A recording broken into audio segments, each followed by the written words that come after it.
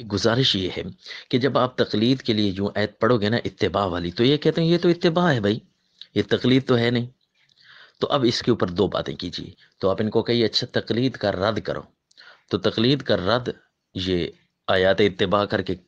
پڑھ کے کرتے ہیں کہ مثلا قرآن میں ہے کہ اتبعوا ما انزل الیکم من ربکم، صرف اور صرف اتباع اس چیز کی کرو جو نازل ہو گیا ہے، لہذا تقلید نہ کرو۔ ہم نے کہا تقلید کے رد کے لیے اتباع کی آیت اگر چل سکتی ہے نا، تو تقلید کے اس بات کے لیے بھی اتباع کی آیت چل سکتی ہے، پہلی بات۔ اور دوسری بات ان کو یہ کہیے کہ اچھا ہم امام ابو حنیفہ کی تقلید کے لفظ سے آپ کو چڑھا ہے نا، تو ہم یہ کہتے ہیں ہم امام ابو حنیفہ کے متبع ہیں،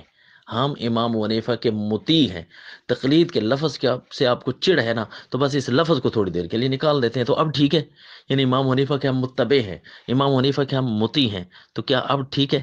تو یہ تقلید فرض ہے، اور یوں اس انداز سے جو ہے آپ اس کو ثابت کریں۔ ایک غیر مقلد کے ساتھ ہم نے صرف 15 منٹ میں مناظرہ کیا تھا، اس نے کہا اگر امام حنیفہ کے متبع ہو تو ٹھیک ہے، تو ہم نے کہا یہ لکھ دو، وہ لکھ کر نہیں دیتا تھا، بیچارہ اٹھ کر چلا گیا۔